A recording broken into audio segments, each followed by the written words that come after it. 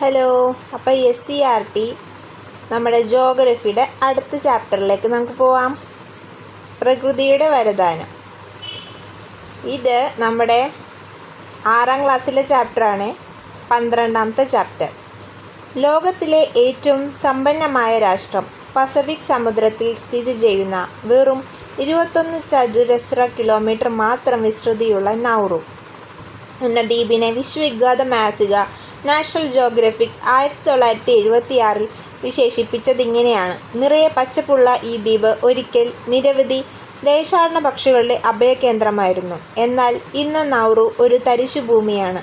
ഭൂമിയിലെ വിഭവങ്ങളെല്ലാം തുടച്ചു നീക്കപ്പെട്ടു. എങ്ങും പവിഴപ്പുറ്റുകൾ മാത്രം എഴുന്നു നിൽക്കുന്ന വിജനഭൂമി. എന്തുകൊണ്ട് നൗറു ഇങ്ങനെയായെന്നറിയണ്ടേ? രാസവള നിർമ്മാണത്തിന് ഉപയോഗിക്കുന്ന ഫോസ്ഫേറ്റ് എന്ന ധാതുവിഭവത്താൽ സമ്പന്നമായിരുന്നു നൗറു. 1888 ജർമ്മനി അവിടെ കോളനി സ്ഥാപിച്ച് ഫോസ്ഫേറ്റ് ഖനനം തുടങ്ങിയതോടെ ദ്വീപിൻ്റെ ദുരവസ്ഥ തുടങ്ങി. 1ാം ലോക യുദ്ധാനന്തരം ബ്രിട്ടൻ, ഓസ്ട്രേലിയ, ന്യൂസിലൻഡ് എന്നീ രാജ്യങ്ങളും ഇവിടെ ഖനനം ആരംഭിച്ചു. ഫോസ്ഫേറ്റ് ഖനനത്തിലൂടെ നൗറു ഒരു സമ്പന്ന രാജ്യമായി മാറിയിരുന്നു. എന്നാൽ അമിതമായ ഫോസ്ഫേറ്റ് ഖനനം അവിടുത്തെ സസ്യാവരണം ഇല്ലാതാക്കി. അതോടെ പക്ഷികളും ജന്തുക്കളുമൊക്കെ നാമാവശേഷമായി. നൗറുവിൻ്റെ പരിസ്ഥിതി തന്നെ മാറി. ഫോസ്ഫേറ്റ് നിക്ഷേപവും അധികം താമസിയാതെ തീർന്നു. അങ്ങനെ നൗറു ഒരു തികഞ്ഞ ദരിദ്ര രാജ്യമായി എല്ലാ അർത്ഥത്തിലും. അപ്പോൾ ഈ ഒരു പോസ്റ്റിൽ നിന്നും നമുക്ക് മനസ്സിലാക്കുന്ന കാര്യങ്ങളാണ് അടുത്ത് കൊടുത്തിരിക്കുന്നത്. എന്താണ്? ഫോസ്ഫേറ്റ് എന്ന ധാതുവിഭവത്താൽ ഒരിക്കൽ സമ്പന്നമാവുകയും പിന്നീട് അതേ ധാതുവിഭവത്തിൻ്റെ ശോഷണം മൂലം ദരിദ്രമാവുകയും ചെയ്ത ഒരു രാജ്യമാണ് നൗറു. അപ്പോൾ അതിൽ നിന്നും എന്താണ് വിഭവം, വിഭവ ശോഷണം എന്താണ്, വിഭവങ്ങൾ സംരക്ഷിക്കപ്പെടേണ്ടതുണ്ടോ എന്നൊക്കെയാണ് ഈ യൂണിറ്റിൽ നമുക്ക് പറയാനുള്ളത്. പ്രകൃതിയിൽ കാണുന്നതും മനുഷ്യന് ഉപയോഗപ്രദമായ വസ്തുക്കളെ നമ്മൾ വിഭവങ്ങൾ എന്ന് പറയുന്നു. ഇപ്പോൾ താഴെ കൊടുത്തിരിക്കുന്ന ചിത്രങ്ങളിൽ നമുക്ക് നോക്കാം. ശിലകൾ, ജലം, മണ്ണ്, കാറ്റ്, ധാതുക്കൾ, സൂര്യപ്രകാശം ഇവയെല്ലാം നമുക്ക് പ്രകൃതിയിൽ നിന്ന് നേരിട്ട് ലഭിക്കുന്നതും ഉപയോഗയോഗ്യവുമായിട്ടുള്ള വിഭവങ്ങളാണ്. അതിനെ നമ്മൾ പ്രകൃതി വിഭവങ്ങളെന്ന് പറയും. ഇനി അടുത്തത് കാറ്റ്, കൽക്കരി, ജലം, പ്രകൃതിവാതകം, സൂര്യപ്രകാശം, വനം, പെട്രോളിയം, മണ്ണ്, ഇരുമ്പയര്. ഇതൊക്കെ എന്താണ്? ഈ കൊടുത്തിരിക്കുന്നവയിൽ നമുക്ക് എങ്ങനെ പറയാം? പെട്ടെന്ന് തീർന്നു പോകുന്നതും അല്ലെങ്കിൽ എക്കാലത്തും ഉപയോഗിക്കപ്പെടാവുന്നതുമായിട്ടുള്ള ഏതൊക്കെയാണെന്നാണ് ഈ ഒരു പാഠത്തിൽ നിന്ന് നമ്മൾ കണ്ടുപിടിക്കേണ്ടത്. അപ്പോൾ പ്രകൃതിവാതകം എല്ലാം പെട്ടെന്ന് തീരാം. പിന്നെന്താ? സൂര്യപ്രകാശം എക്കാലത്തും നിലനിൽക്കും, കാറ്റിൽ നിന്നും നമുക്ക് കിട്ടും. അങ്ങനത്തെ കുറച്ച് കാര്യങ്ങളാണ് ഇതിൽ കൊടുത്തിരിക്കുന്നത്. അപ്പോൾ എക്കാലത്ത് ലഭ്യമായ വിഭവങ്ങളെ നമ്മൾ എന്തു പറയും? അതായത് ഇപ്പോൾ നമ്മൾ കാറ്റെന്ന് പറഞ്ഞു, അപ്പോൾ അതിനെ നമ്മൾ പറയാം പുനഃസ്ഥാപിക്കപ്പെടുന്ന വിഭവങ്ങളെന്ന് പറയാം. എന്നാൽ ഉപയോഗത്തിനനുസരിച്ച് തീർന്നു പോകുന്ന വിഭവങ്ങൾ നമുക്ക് എന്ത് പറയാം? എക്സാമ്പിൾ കൽക്കരിയൊക്കെ പുനഃസ്ഥാപിക്കപ്പെടാത്ത വിഭവങ്ങളെന്ന് പറയും.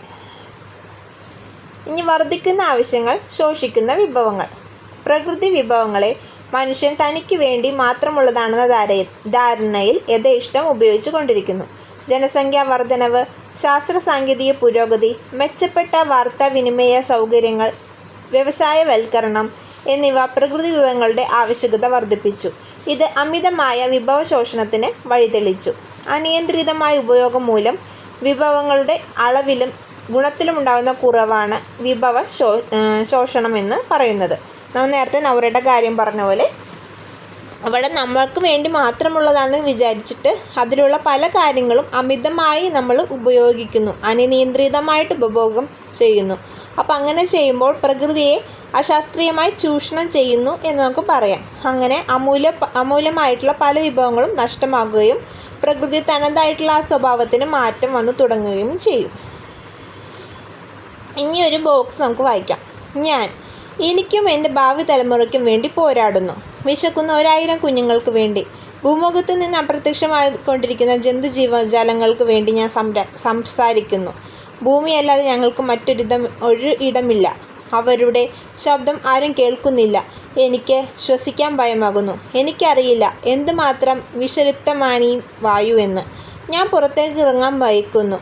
കാരണം അന്തരീക്ഷത്തിൽ ഓസോൺ സുഷിരങ്ങൾ എൻ്റെ കുഞ്ഞുങ്ങൾക്ക് കൂടി കാണാൻ നിങ്ങൾ ബാക്കി വെച്ചേക്കുമോ?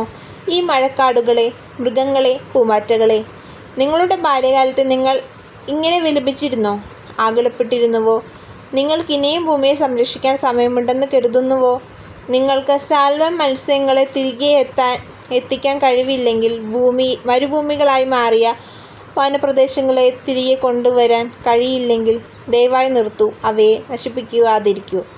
1992 ബ്രസീലിലെ റിയോ ഡി ജനീറോയിൽ നടന്ന ഐക്യരാഷ്ട്ര സംഘടനയുടെ ആദ്യ ഭൗമ ഉച്ചകോടിയിൽ നിരവധി ലോകരാഷ്ട്രങ്ങളുടെ പ്രതിനിധികൾ അടങ്ങിയ സദസ്സിനെ നിശബ്ദമാക്കിക്കൊണ്ട് ഒരു പ്രസംഗമാണ് ഈ കൊടുത്തിരിക്കുന്നത്. കേവലം 12 വയസ്സ് മാത്രമുള്ള സെവൻ കുളി സുസുക്കി എന്ന കാനഡക്കാരിയായ പെൺകുട്ടിയുടേതാണ് ഈ പ്രസംഗം.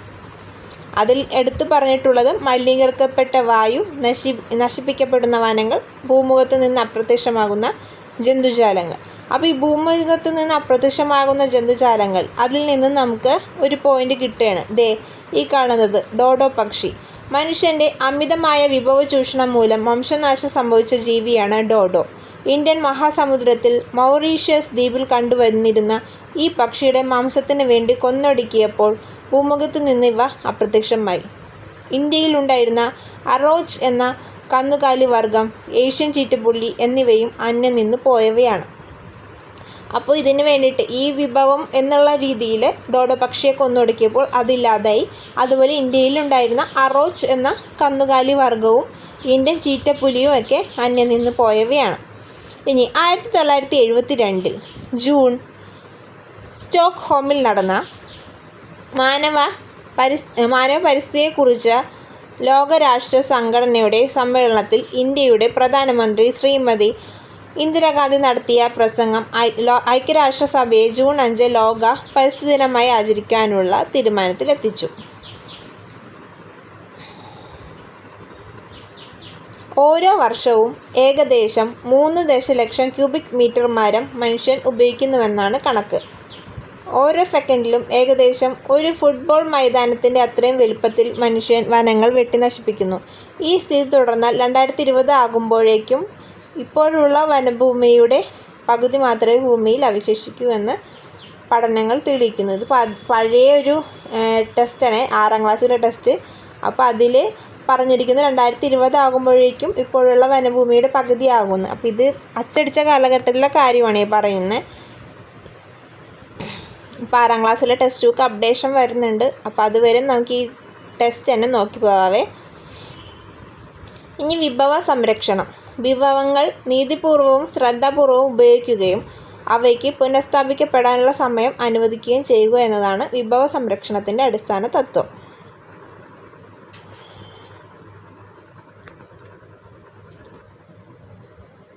ഇനി ഇവിടെ കൊടുത്തിരിക്കുന്ന ഇവിടെ ഒരു ബോക്സ് ഉണ്ട്, അത് കഴിഞ്ഞിട്ട് ഇതിലേക്ക് പോവാം. ജൂൺ 5 ലോക പരിസ്ഥിതി ദിനം, ഏപ്രിൽ 22 ലോക ഭൗമദിനം. ഭൗമദിനം വരാൻ പോവുകയാണ്. അപ്പോൾ അതിനെ പറ്റിയിട്ടൊക്കെ നമുക്ക് നോക്കാം. അപ്പോൾ ഇനി വർക്ക്ഷീറ്റ്, ഈ വർക്ക്ഷീറ്റ് കൊടുത്താക്കുന്നത് തമ്മിൽ കൂട്ടി യോജിപ്പിക്കുക എന്നുള്ള ഒരു പ്രവർത്തനമാണ്. അത് നമുക്ക് നോക്കാം. അപ്പോൾ ഇതിൽ ആദ്യത്തെ ഒരെണ്ണം അവർ ജോയിൻ ചെയ്ത് വെച്ചിട്ടുണ്ട്. കുറേ വാഹനങ്ങൾ റോട്ടിൽ, അത് ഏത് വിഭവ സമ്പത്തിനെ ബാധിക്കുന്നു എന്ന് വെച്ച് കഴിഞ്ഞാൽ വായു സമ്പത്തിനെ. അപ്പോൾ പൊതുഗതാഗത സൗകര്യങ്ങൾ കൂടുതൽ ഉപയോഗിക്കുക, അന്തരീക്ഷ മലിനീകരണമില്ലാത്ത ഇന്ധനങ്ങൾ ഉപയോഗിക്കുക. അതായത് നമ്മൾ വണ്ടികളൊക്കെ ഇലക്ട്രോണിക് വണ്ടികളൊക്കെ ഉപയോഗിച്ച് കഴിഞ്ഞാൽ പുകയും കാര്യങ്ങളൊക്കെ കുറയും. അങ്ങനെ വായു സമ്പത്ത് നമുക്ക് സംരക്ഷിക്കാം. പിന്നെ ആദ്യം കൊടുത്തിരിക്കുന്നത് കുറേ ദീപാലങ്കൃതമായിട്ടുള്ളൊരു വീടും. അപ്പോൾ ഏത് വിഭവമാണ് അതെന്ന് ചോദിച്ചാൽ ഊർജ്ജ സമ്പത്താണ്. അപ്പോൾ ഊർജ്ജ ഉറവിടങ്ങളിൽ അമിതമായ ചൂഷണം അതിൽ നിന്ന് സംഭവിക്കും. അപ്പോൾ അങ്ങനെ വരാതിരിക്കാൻ നമ്മൾ എന്ത് ചെയ്യണം? വൈദ്യുതി ഉപകരണങ്ങളും ലൈറ്റുകളും ആവശ്യത്തിന് മാത്രം ഉപയോഗിക്കുക. പാരമ്പര്യേതര ഊർജ്ജ സ്രോതസ്സുകളായ സൂര്യപ്രകാശം, കാറ്റ് മുതലായവയൊക്കെ നമുക്ക് കൂടുതൽ ആശ്രയിക്കാവുന്നതാണ്. അപ്പോൾ ഇതേപോലെയൊക്കെ ചെയ്യണമെങ്കിൽ നമുക്ക് എന്ത് ചെയ്യാം? സോളാർ ലൈറ്റുകളോ അങ്ങനെ എന്തെങ്കിലുമൊക്കെ യൂസ് ചെയ്തിട്ട് നമുക്ക് ഇതേപോലെ അലങ്കാരത്തിനൊക്കെ ഉപയോഗിക്കാം. വെറുതെ പാഴാക്കരുത്. ഇനി അവിടെ കുറേ മരങ്ങൾ വെട്ടിയിട്ടിരിക്കുന്നു. അപ്പോൾ അതിൽ നിന്നൊക്കെ എന്ത് മനസ്സിലാക്കാം? വനസമ്പത്തിൻ്റെ ചൂഷണമാണ്. അപ്പോൾ അതിനെ നമുക്ക് എങ്ങനെ സംരക്ഷിക്കാം? വനനശീകരണം തടയുക, തരിശു ഭൂമികളിൽ മരങ്ങൾ വെച്ച് പിടിപ്പിക്കുക, താഴെ ഒരു വാട്ടർ ഫൗണ്ടൈൻ്റെ അടിയിൽ നിന്ന് പിള്ളേർ കളിക്കുക. അപ്പോൾ അതെന്താ, ജലസമ്പത്ത് അഥവാ ജലാശയങ്ങൾ ഈ വിഭവത്തിൻ്റെ ചൂഷണമാണ്. അപ്പോൾ അതിനെ നമുക്ക് എന്ത് ചെയ്യാം, ശുദ്ധജലം പാഴാക്കാതിരിക്കുക, മഴവെള്ളക്കൊയ്ത്ത് പോലുള്ള ജലസംരക്ഷണ മാർഗങ്ങൾ സ്വീകരിക്കുക. ഇനി അമിത വിഭവ ചൂഷണം മനുഷ്യരുടെ നിലനിൽപ്പിനെ തന്നെ ചോദ്യം ചെയ്തു തുടങ്ങിയപ്പോൾ പ്രകൃതിയെ നിഷ്കരുണം ഉപദ്രവിക്കുന്നതിനാൽ നിയന്ത്രണം വേണമെന്ന് ചിന്തയുണ്ടായി. അങ്ങനെ പ്രകൃതി സംരക്ഷണം ഇന്ത്യൻ പൗരൻ്റെ കർത്തവ്യമാണെന്ന് ഉദ്ഘോഷിക്കുന്ന ഇന്ത്യൻ ഭരണഘടനയുടെ 48A വകുപ്പും 51AG വകുപ്പും പ്രകൃതി സംരക്ഷണവുമായിട്ട് ബന്ധപ്പെട്ടിരിക്കുന്നു. അപ്പം 48Aയും 51AG വകുപ്പും. പിന്നെ പരിസ്ഥിതി സംരക്ഷണ നിയമം, ജല നിയമം, വനസംരക്ഷണ നിയമം, വായു നിയമം, ലോക പരിസ്ഥിതി ട്രിബ്യൂണൽ, ഇതൊക്കെ അതിന് വേണ്ടിയിട്ട് വന്നിട്ടുള്ളതാണ്. ഇനി വിഭവ സംരക്ഷണം കേരളത്തിൽ. പെരിയാർ നദീ സംരക്ഷണത്തിന് വേണ്ടിയുള്ള ജലമുന്നേറ്റം 1999 ജല അതോറിറ്റി സ്ഥാപിക്കുന്നതിന് കാരണമായി. ഇത്തരത്തിലുള്ള ജനകീയ മുന്നേറ്റങ്ങളുടെയും സർക്കാർ തലത്തിലുള്ള ഇടപെടലുകളുടെയും നിരവധി നിയമങ്ങൾ വിഭവ സംരക്ഷണവുമായി ബന്ധപ്പെട്ട് കേരളത്തിൽ വന്നിട്ടുണ്ട്. ഉദാഹരണമാണ് നെൽവയൽ സംരക്ഷണ നിയമം, നീർത്തട സംരക്ഷണ നിയമം. ഇതൊക്കെ നമ്മുടെ കേരളത്തിൽ വിഭവ സംരക്ഷണത്തിന് വേണ്ടി കൊണ്ടുവന്നിട്ടുള്ളതാണ്. ഇനി വികസനം സുസ്ഥിരം, പ്രകൃതി സുരക്ഷിതം. അപ്പോൾ എന്താണ് സുസ്ഥിര വികസനം എന്നുകൊണ്ട് ഉദ്ദേശിക്കുന്നത്? വരും തലമുറകളിലേക്ക് അവരുടെ ആവശ്യങ്ങൾ നിറവേറ്റുന്നതിനുള്ള ശേഷിയിൽ കുറവ് വരുത്താതെ തന്നെ ഇന്നത്തെ തലമുറ അവരുടെ ആവശ്യങ്ങൾ നിറവേറ്റുന്ന സമീപനമാണ് സുസ്ഥിര വികസനം. ഇപ്പം നമ്മൾ എന്തൊക്കെ എൻജോയ് ചെയ്യുന്നു, അത് പിൽക്കാലത്തുള്ള കുട്ടികൾക്ക് അല്ലെങ്കിൽ വരുന്ന തലമുറകൾക്കും ആസ്വദിക്കാൻ വേണ്ടിയിട്ടുള്ള തക്കതന്നെ വണ്ണം നമ്മളത് ആ ഒരു രീതിയിൽ നമ്മൾ കാര്യങ്ങൾ ഉപയോഗിക്കുന്നതിന് നമ്മൾ സുസ്ഥിര വികസനം എന്ന് പറയും. അപ്പം നമുക്ക് എല്ലാവരുടെയും ആവശ്യങ്ങൾ തൃപ്തിപ്പെടാനുള്ള വിഭവങ്ങളുണ്ട്. എന്നാൽ ഒരാളുടെ പോലും അത്യാഗ്രഹത്തെ നിറവേറ്റാനുള്ളതിനില്ല താനും എന്ന് പറഞ്ഞത് ഗാന്ധിജിയാണ്. ഇനി വിഭവങ്ങൾ പുനഃചക്രമണം ചെയ്യുക, അവയുടെ ഉപയോഗം കുറയ്ക്കുക, അവ പുനരുപയോഗിക്കുക എന്നിവയൊക്കെ സുസ്ഥിര വികസനത്തിലെത്താനുള്ള മാർഗങ്ങളാണ്. ഇനി ഇതിലെ സുസ്ഥിര വികസനത്തിന് എന്തൊക്കെ ചെയ്യാം വേറെ കാര്യങ്ങളാണ്. അടുക്കളയിൽ നിന്നുള്ള ജലം ചെടിക്ക് നനയ്ക്കാൻ ഉപയോഗിക്കുക. പൊതുസ്ഥലങ്ങളിൽ മരങ്ങൾ നട്ടുപിടിപ്പിക്കുക. പാരമ്പര്യേതര ഊർജ്ജ സ്രോതസ്സുകളായ സൗരോർജ്ജം, കാറ്റിൽ നിന്നുള്ള ഊർജ്ജം മുതലായവ പരമാവധി ഉപയോഗപ്പെടുത്തുക. മഴവെള്ള കൊയ്ത്തിനുള്ള സംവിധാനങ്ങൾ ഉറപ്പാക്കുക. പ്ലാസ്റ്റിക് കവറുകൾക്ക് പകരം തുണിസഞ്ചികൾ ഉപയോഗിക്കുക. അപ്പോൾ അത്രേ ഉള്ളൂ ഈ ചാപ്റ്റർ. എല്ലാവരും വായിച്ചു നോക്കുക. 6ാം ക്ലാസ്സിലെ ചാപ്റ്ററാണ് SCERT, പ്രകൃതിയുടെ വരദാനം. അപ്പോൾ താങ്ക് യു.